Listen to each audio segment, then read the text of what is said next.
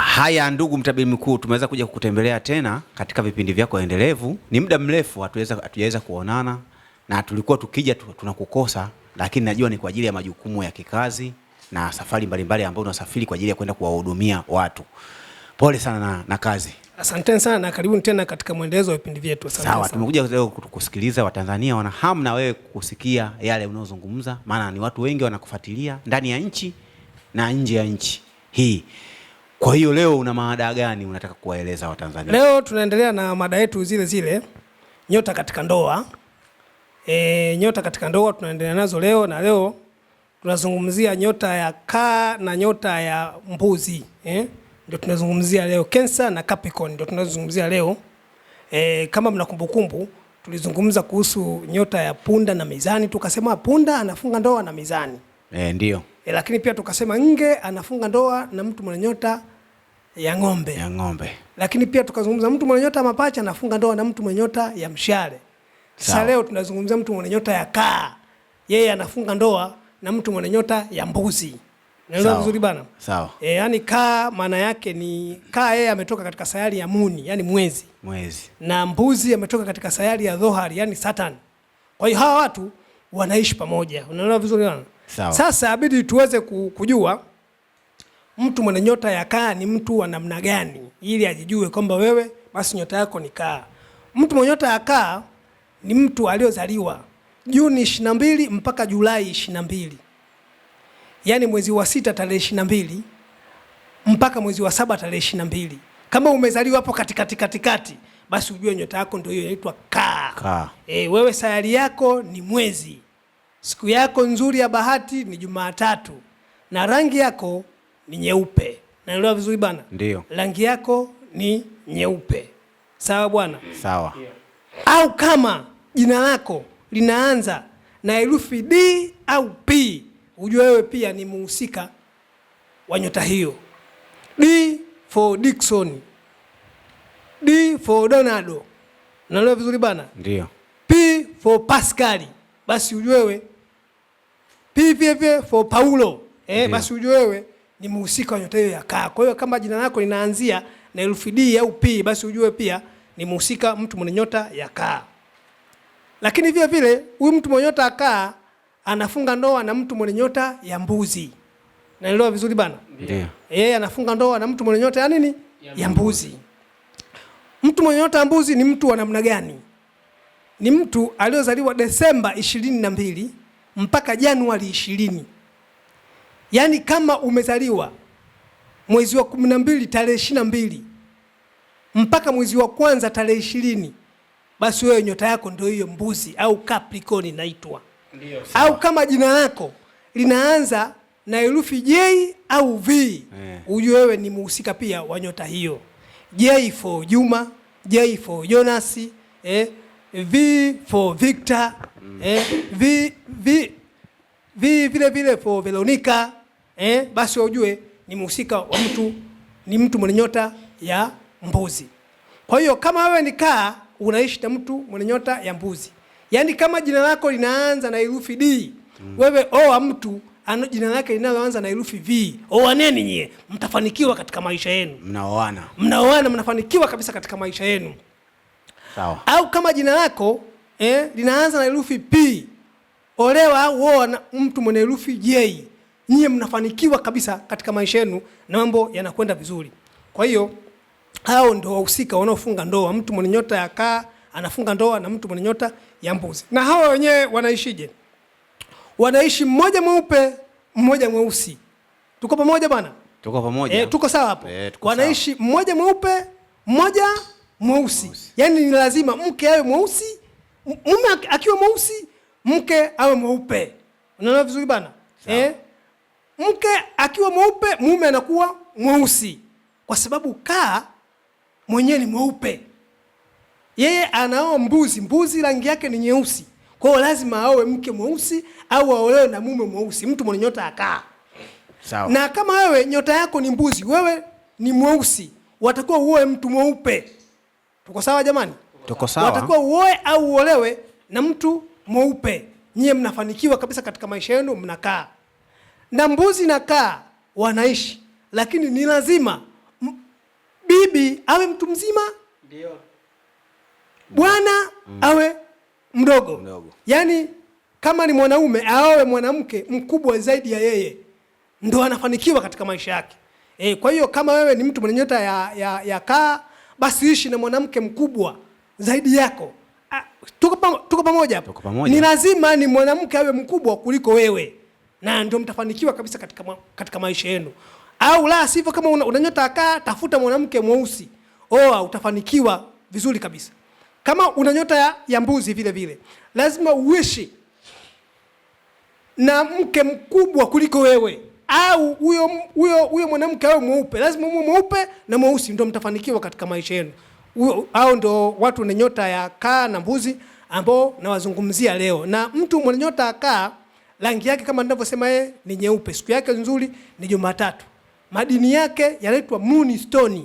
Naelewa vizuri bana? Ndio. Mkipata hilo jiwe la moonstone, wewe unafanikiwa kabisa. Mtu mwenye nyota ya kaa unafanikiwa kabisa katika maisha yako. Au ukipata almasi, alafu ukatengeneza almasi, ukavaa almasi, unafanikiwa kabisa katika maisha yenu na mambo yote yanakwenda vizuri. Vile vile mtu mwenye nyota ya mbuzi, yeye rangi yake ni nyeusi na sayari yake kama ninavyosema ni Zohari au Saturn. Saturn ni sayari nyeusi. Kwa hiyo wewe mtu mwenye nyota ya mbuzi unaishi na mtu mwenye nyota ya kaa, lakini mbuzi mwenyewe madini yako ni risasi. Unaelewa vizuri bana? Au unapata kito cha black cha black tourmaline, unafanikiwa kabisa katika maisha yako na mambo yanakwenda vizuri. Na siku yako ya bahati ni Jumamosi. Kifanya jambo Jumamosi unafanikiwa, au ukifanya kitu mwezi wa 10 unafanikiwa kabisa katika maisha yako, mtu mwenye nyota ya mbuzi. Kaa mwezi wake ni wa 4 na mbuzi mwezi wake ni wa 10. Kaa ukifanya kitu mwezi wa 4 unafanikiwa kabisa, na mbuzi ukifanya kitu mwezi wa 10 unafanikiwa kabisa. Kwa hiyo nyie mnaishi kwa pamoja na mambo yenu yanakwenda vizuri. Vile vile kaa ni maji na mbuzi ni udongo, kama nilivyomiambia vile kwamba duniani palivyo pana moto, upepo, maji na udongo. Sisi binadamu ndio tulivyoumbwa. Kama wewe asili yako ni moto, watakiwa uishi na mtu wa upepo, na kama wewe ni asili yako ni udongo, watakiwa uishi na mtu wa maji. Kwa hiyo kaa ni maji na mbuzi mwenyewe ni udongo. Kwa hiyo mnafanikiwa katika maisha yenu mkikaa na mambo yenu yanakwenda vizuri kabisa. Ukimkosa mtu wa namna hiyo, mtu mwenye nyota ya mbuzi au mtu mwenye nyota ya kaa, tafute mtu ambaye yeye ni mwanasheria au hakimu au jaji. Ishi nao wao, utafanikiwa kabisa katika maisha yako. Au mwalimu, unafanikiwa kabisa katika maisha yako. Mtu mwenye nyota ya kaa, ukimpata mtu mwalimu ukiishi naye unafanikiwa kabisa katika maisha yako. Au hakimu au jaji, unafanikiwa kabisa katika maisha yako na mambo yanakwenda vizuri kabisa. Au nimewazungumzia watu wenye nyota ya kaa na watu wenye nyota ya mbuzi, ndio wanaishi kwa pamoja. Kwa hiyo kama wewe D, mtafute V, ishi naye, utafanikiwa. Kama P, mtafute J, ishi naye na mambo yatakwenda vizuri kabisa kama vile mnavyotarajia. Kama kuna maswali napokea. Asante ndugu mtabiri mkuu. Watu wengi wakiwa kufuatilia, na sisi pia tumeona kuja ili tuweze kujua kilichojiri. Nadhani watu wameshatambua ukiwa na nyota ya kaa yatakuwa uishi na uishi namna gani na uishi na mtu wa umri gani. Umenielewa? Sasa mimi swali langu lilikuwa ni kwenye kuuliza kwamba hivi, ina maana hiyo nyota ya kaa hauwezi kuishi na mtu wa nyota ya mbuzi? Huwezi kuishi na mtu wa nyota ya ng'ombe? Kaa unaishi na mtu mwenye nyota ya mbuzi, lakini unaweza ukaishi na mtu mwenye nyota yoyote na mnaweza mkafanikiwa katika maisha. Bali tu mtaishi kwa masharti. Ni lazima mfuate masharti, kwa sababu kama kaa utaishi na mtu mwenye nyota ya ng'ombe, unakaa naye, lakini lazima ufuate vile matakwa ya ile nyota inavyotaka, ndio mambo yenu yatakwenda vizuri. Kaa unaweza kuishi na mtu mwenye nyota ya ng'ombe, lakini awe mweusi uwe mtu, ishi naye utafanikiwa, kwa sababu kaa mwenyewe ni mweupe. Kaa hataki kuishi na mwanamke mweupe. Kaa hataki kuishi na mwanamke mweusi, kwa sababu yeye mwenyewe ni mweupe.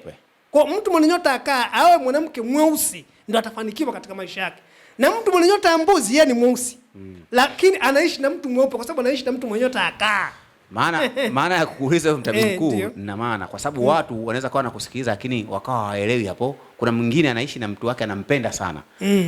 Mfano, mtu anaishi na mtu ana nyota ya ng'ombe, mwenzake ana nyota ya punda. Wanapendana lakini kumbe hawaendani, lakini wanapendana. Sasa ndio maana tukasema kuna tatizo gani kama hiyo nyota ya kaa mtu akaishi labda na punda na nyota anaweza kuishi naye lakini ni lazima aishi naye kwa masharti. Yaani mtaishi lakini kuna vitu fulani hamtafanikiwa. Unaona vizuri bana? Yaani kuna mambo fulani hayataenda, aidha mtagombana au hamtapata kipato, au matatizo yatakuwa mengi, shida zitakuwa ni nyingi, lakini kuna jambo likifanyika mnaweza kukaa na mkaendelea kuishi. Asante. Kwa hiyo kama wewe nikaa unataka ukaishi na mtu mwenye nyota ya ng'ombe labda au ya punda, basi kuna vitu vya kufanya. Kwa mfano, nataka nikueleze. Kwa mfano wewe ni mtu mwenye nyota ya mbuzi, si ndio bwana? Wewe mbuzi watakiwa uishi na mwanamke mweupe, si ndio bwana? Si ndio? Watakiwa uishi na mwanamke mweupe. Sasa hakuna wewe ukaoa mke mweusi. Sasa yule mke mweusi sasa wewe hakufai. Lakini kuna vitu akifanya yule mwanamke unaweza kuishi naye. Kwa mfano sasa ndio uchawi wetu tunafanya sasa. Yule mwanamke anakuwa anavaa mavazi meupe. Umeona, kwa sababu wewe kubadilisha nyota yake. Kubadilisha ile hali. Nyumba yenu mnapaka rangi nyeupe, basi unakaa naye vizuri kabisa. Kwa starehe na mambo yote yanakwenda vizuri kabisa na kila kitu kinakuwa sawa. Unafuata vile ile nyota unaotaka kuoa inavyotaka. Yule afanye. Kwa unaweza kuniambia kwamba mtu akiwa na nyota yoyote kuna mambo atakiwa yafuate kama haziendani. Unaweza ukamwoa mtu mwenye nyota yoyote na ukawa tofauti na wewe. Lakini lazima ufuate wewe mke wako anatakaje au mumeo ataka wewe mtu namna gani. Basi yule mume au yule mke afanye vile vitu vya ile nyota yako inavyotaka. Naelewa vizuri bana? Kuelewa. Kwa hiyo mna uwezo wa kuishi. Kwa mfano mtu mwenye nyota ya labda kama leo tunazungumza mbuzi na kaa, si ndio bana? Kaa tumesema yeye mwenyewe ni mweupe automatic. Yeye anaoa mweusi. Lakini sasa kaa ni mweupe akaoa mtu mweupe mwenzake. Basi ndio vitu hivyo vya kufanya sasa, ndio tunafanya vitu kama hivyo sasa.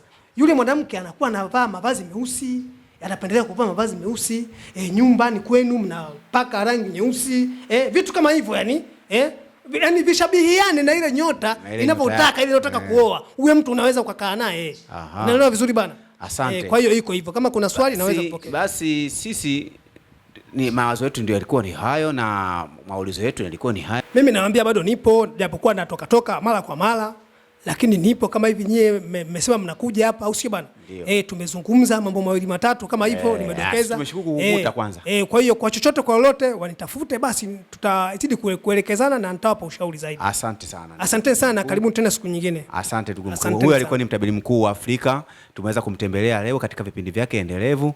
Nadhani kwa mambo mengi amewaboreshia watu wanaotaka kufunga ndoa wapime ndoa zao. Amewaboreshia watu mtu mwenye matatizo yake, labda nyota na nyota haziendani. Nimeambiwa ukiwa na nyota ya kaa, kama wewe ni mwanamume basi uwe ni mdogo, mwanamke awe ni mkubwa. Nadhani Watanzania wameelewa. Basi tuendelea vipindi vijavyo, tutaendelea kumdadisi zaidi na mtapata ukweli zaidi juu ya majukumu yake ya mtabiri mkuu. Asante mtabiri mkuu, tutaonana kipindi kijacho. Asante sana, karibuni sana. Asante.